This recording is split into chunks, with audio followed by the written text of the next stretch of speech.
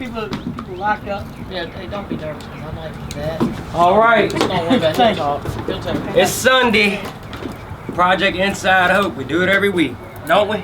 Yep, we do it. Yes, we do Every it. week, voluntarily. Look, we sitting outside again, man, because it's beautiful out here. So nice. And it ain't many of us, but it ain't because people ain't dedicated. It's because there's other events going on that conflicted with this same time frame. Actually, there's a pretty cool one going on in Powhatan, Virginia today. It was kind of like a heroin. It was a council meeting on heroin, from what I understand. I ain't 100% sure, but it had a pretty good turnout, from what I understand. Those of us that you see here weren't able to go to that, so we're here doing this for y'all like we've been doing for the last 4 or 5 months. My name's Cricket, and I am in recovery from substance use disorder and from being incarcerated for half my life. So like what we'll do is just introduce ourselves with you. Cody, I'm an addict. What's up? I'm Roxanne. I'm Cody's mother. Hey, hey. Hey, my name is Mary. I'm David's supporter. Hey, Wife. Mary. Wife. Mary. Wife, And I'm supporter. David, and I'm an addict. David. All right. David, you ain't never been to this meeting before, have you? This is my first time. All right. What have you heard about this thing we're doing right here? You heard anything, or you just kind of got suckered into doing it, or I what? kind of, yeah, I heard a little bit about it and got suckered into doing it at the same time. But I like to maybe, give somebody some experience, strength, and hope, or whatever I can share. That's right. All right. So basically, what we do, man, is we meet, people like us that've been to jail before and are now out trying to do something different.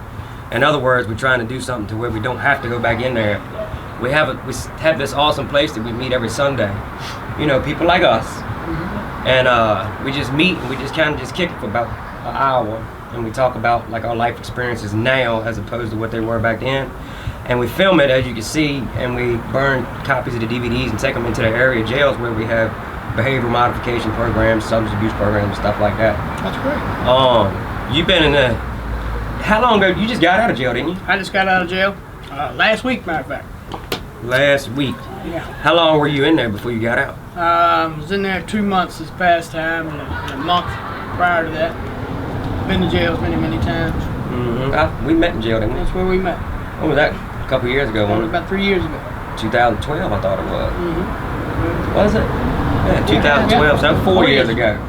See, David's like me, man. It's sad, but it's true. But we've been to jail so many times that we forget when we were there, man. But like I'll say this about David, when he was in there in 2012, when I met him, I know for a fact it was 2012 because I had a dope charge, and that's when I met you, me and Justin. That's the pain. So anyway, we were in the RISE program. Some of y'all familiar with that. That's the drug program they have out in Henrico, Really provided by Sheriff Wade. Yeah, it was a really good program. But anyway, like most of us do, man, especially when we're not actively chasing and seeking a new way of life, we'll tend to revert to our old ways, man, and get us locked back up damn near every time. So that's his story, man. That's my story. That's Cody's story. He's been to jail a couple times, but we out here. We trying to do something different now. There's a couple more guys coming, man. They're a couple minutes late, but they want to come and spread their message of hope for you guys too. But David, what are you doing? What are you doing different this time since you got out than you have done in the past? I think I'm being more spiritual. I'm just trying to go to meetings back to back until I can instill in my brain and get the what's it, plasticity back in my life. You just got to keep doing the same thing over and over and over. Plasticity, huh? Yeah, plasticity. That's a new word I learned. David learned that word the other day. Tell us what it means, David. Plasticity means it's something that's instilled in your life, like when you were a child. When you were growing up and you were learning to love, and have a family, work a job, just be normal. Plasticity is in recovery is just a repetitive thing that we do, and it instills in us the good qualities and good things about life again, so we can learn to live and use without drugs in our life. So when you hear the word plasticity, you try to think of what it means, and then you also, like the first thing that comes to mind when you try to think of something that rhymes with it is elasticity. And it's crazy because they kind of got, in the context he's using, they kind of got the same definition. Plasticity and elasticity. And basically, what he's using it as is like the ability to bounce back. And we are like the living definition of plasticity, because I mean, we bounce back. We're doing something different. I've been out of jail since August, and I've been clean from drugs and alcohol, which is definitely the contributing factor to why I've been to jail 50 sometimes. I've been to jail. I've been clean from, you know, mood or mind altering substance for over a year now, and you know, I've bounced back. I'm bouncing back. I'm getting some things back that I neglected forever, and you know, it feels pretty damn good. Yes, it does. What about y'all, Cody? You feeling good? Feeling alright today, man. Woke up, went to church, some family. Sometimes I gotta force myself. I don't really have to force myself, but you know, I kind of gotta get that motivation to get up and, you know, like really enjoy the day and go to church, man. Like, I've been trying to go to church more and more like lately, and just make it like some part of my schedule, you know, to where like every week I make sure I'm going and I'm seeing family and stuff like that, and just staying involved with everything going on there, because I mean, I've been involved with the church for like my entire life, man. The same church. They had the old church, and then they built the new one like what, I don't know, 11 years ago. Yeah. 11 years ago. The new one that we're at now. So it's pretty cool to go up there and just know that I've been involved with that church since I was like a little kid. How old was I, Mom? I don't know, like 2. I think I was like 2 or 3. Basically, that's what I've done that day. So you went this morning, right? Right. That was good, man. Hey, look, church is awesome. Look, we're gonna smoke because that's what we can do when we're out of jail. Yes, that's right. Which, you know, ain't the best advice in the world. I wish I want a smoker, but Keeps you clean, hey. I am, and I ain't doing this to rub it in y'all's face. I'm really just doing it because I'm addicted to them. I need a damn cigarette. Look, they say, you know, I don't know if y'all ever heard this before, man. How many of y'all been to jail? Raise your hand. Us, the main ones, except for the supporting family members. Me and you haven't. Look, this is like, it's crazy, man. Some of you've heard this before, especially those y'all on the L-Pod. The statistics for somebody that comes out of jail, you know, that's been in jail for an extended period of time, that had to smoke and comes out and begins smoking again, the statistics, man, the scientific facts prove that our chances of relapsing on drugs or alcohol increase by some 90%. Almost 90%. How come you can't smoke in prison, but you can do drugs in prison? I can't figure that out. Well, they smoke in prison too. Right. How many of y'all ever smoked in jail or prison? None of y'all ever smoked in jail or prison? That's what I'm trying to figure I out. don't know where y'all been locked up at. Y'all motherfuckers still smoke Yeah, right. in jail and prison. I know y'all have, that I smoked with some of y'all. But That's right. they smuggle it in just like they smuggle the drugs. Yeah, right. But like, here's the thing. That's a good question, Roxanne. I'm glad you asked it. Like, if I'm in prison and I've been there for 2 years, let's say, and I ain't been able to catch a buzz, have sex with my girlfriend, go out to dinner, go out to the movies, sit in the swimming pool. If I ain't been able to do none of that fun shit, and then all of a sudden somebody says, hey, I got some dope smuggled in through the mail or through the visit room, and I got some cigarettes, and I got this, that, and the other, and I got my choice, if I can't have but one, if I ain't got my choice but one, I'm gonna get high. I'm not gonna worry about no cigarette. Can y'all understand that? Oh, I understand. That's like where the I can phrase relate. drug of choice came from. You know, if I was given the opportunity to do all the drugs in the world, people say, what's your drug of choice? Some people say, whatever, I'll do any of it. Yeah, but your drug of choice. Your drug of choice is, if I lay out all these drugs and say, look, I'll give you an unlimited supply of one of these, but you can't have none of the other ever. Which one would you choose over all the rest? And that's your drug of choice. And also, man, you know, that drug of choice thing, that's, you know, like, a lot of times when we use that term, drug of choice, it's the one that we put before our other responsibilities, our wives, children, family, husbands, jobs, health. If we put, like, the drug that we put most important in front of all of that stuff, that's what we refer to as our drug of choice, which mine would be heroin, because that's the one that did the most destruction in my life. Like, for me, I would use heroin despite adverse consequences. If I knew I could get sick from doing it, I'll lose trust in people if I do it, I could get fired, I'll lose my home.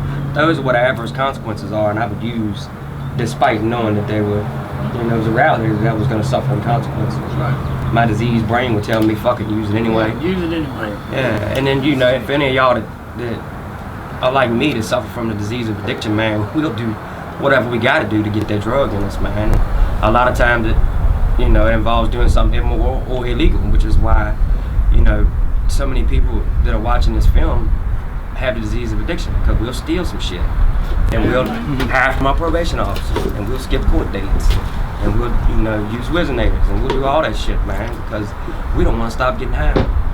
We the best manipulators there are. Yes, sir. Sure are. We are the smartest. It's so nice to sit out here, man, and be able to do this, man, and not have to worry about, damn, do I got a warrant out for my arrest, or is the cops gonna pop up behind this fence and catch me doing something that I know I can go to jail for? It's pretty damn good, man. It's like a freedom. Damn right. Like an inner freedom. You don't have to be sick anymore, feel sick anymore. I ain't sick, man. I'm not the slightest Too bit sick. busy, man. What's your name, man? My name is Mark. Mark. And I'm an addict. I'm glad you made it, man. Thank you, man. I remember Mark's first day coming to McShin. Yeah, a couple times. I had a couple first days. This last time. Last time was pretty rough, man. I was in the hospital and overdose. Was in a coma. Wasn't that great. You were I'm lucky to be alive. It was like a week, wasn't it? How long was it? I went in the 23rd of February and got out the 4th of March. Good. Yeah, over a week, man. Like 9 days or something. Something like that. Yeah, man, we were scared we were gonna lose him. That's the guy on the street, man. You are lucky to be here. How long were you in a coma for? 6 days. Because you came back, man. Yeah, me too, man. A lot of love here. I got a lot of love from people. When I came back, I didn't realize that the first time I came through. The second time, I felt the love for sure. There's a lot of love. Looked like you're doing great. Hey, ain't that pretty cool, man? How you come to a place like this, man? And you think my first thought would be that, man, people gonna talk shit about me. They ain't gonna accept me. They gonna judge me and all that. And then you show up, man. Everybody envelops you in love and encouragement and support and shit. That's a beautiful thing, man. Yeah. Blew my mind, He was really. kind of down that day, remember? I Came do. in your office. I do. But you know what? I can tell this part of his story. He's my friend. Like when he got out of the hospital, man, he ain't wasting fucking time, man. He tried to get his ass back in the herd immediately. Like he swallowed his pride. He's admitting that he was scared to death that we were gonna judge him and not accept him and all that, man. He went against all his thoughts and humbled himself and came up here anyway, man. And he was desperate. He practically begged for help. I need some help, please, y'all. Get me in the herd. I want to live like y'all living. And we didn't waste no time. We got you right back up in the herd. Yeah. And since you've been back, like life's getting better, right? It's awesome right now, man. I'm feeling good when I wake up in the morning. I'm helping people out, Just today, I hung out with my mom some. I hadn't seen her since December. We went taking pictures and stuff like that. I'm not into that, but she is. But it's cool to be able to do that with her, But yeah, I'm feeling good, man. Around a lot of supportive people, pick me up. I pick them up. How long you been clean now? It's like 43 days. 43 days. That's some good shit, man. Hey, 43 days clean is something like a miracle, man, when you do the drugs that we do.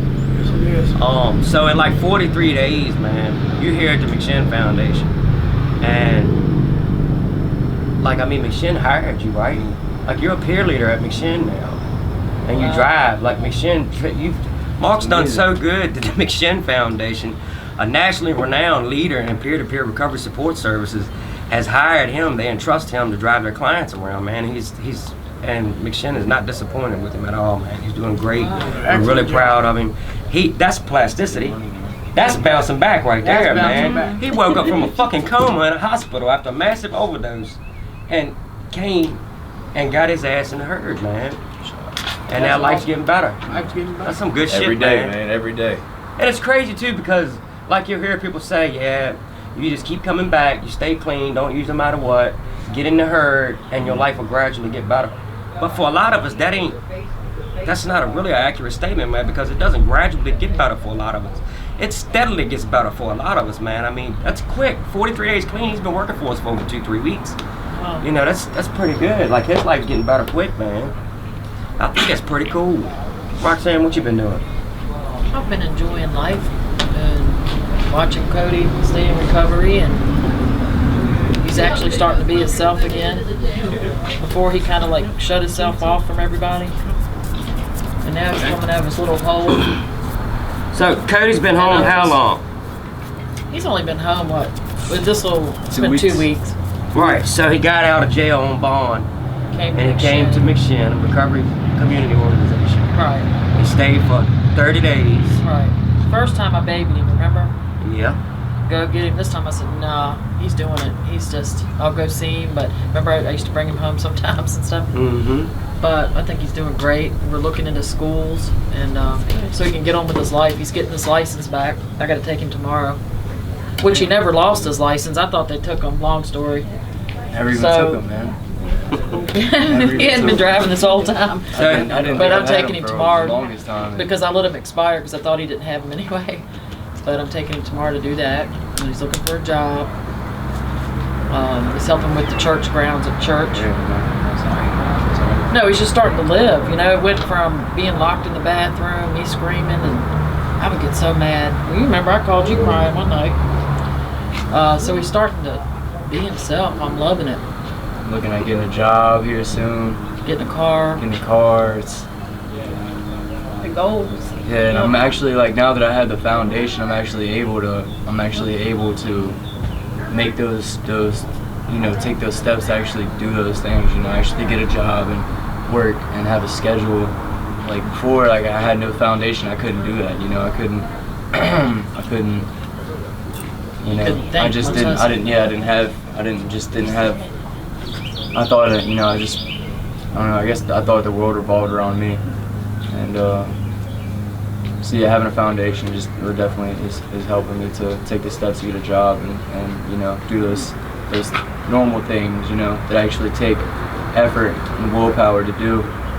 Sometimes as addicts we don't have, you know, there's always times in our lives where we don't have any willpower or we don't have any willpower or motivation to want to get out and do things like that. And I remember everybody was helping Cody. You, everybody, like, would tell him what he should be doing. He would, like, buck up to it. But I told him I've been praying about him, and I honestly think God come to me and said, Cody, look, they've been where you've been. You need to listen because they're trying to help you. You know what I mean? So him and I have been talking a lot about that. But anyway, life's good. I know, it is, and it gets I'm better so and happy. better. It's a Look, miracle. so like, You have to give up the fight, man. that's You what just I gotta heard. fight. That's what I heard when Cody was sharing, man. He was like, you were talking about like having the will, want to do something different now, right? But like it's something else that you got too that you didn't have before. You got a desire to do something different, and like that is what's driving you and making your will increase. Like you got desire. So this is what happens. Yeah. He comes to a place like this, and he watches people like us that have walked in his shoes before and is now trying to do something different. Yeah. And he gets this little fucking spark of hope that, hey, goddamn, if they can do it, maybe I can do it too. Right.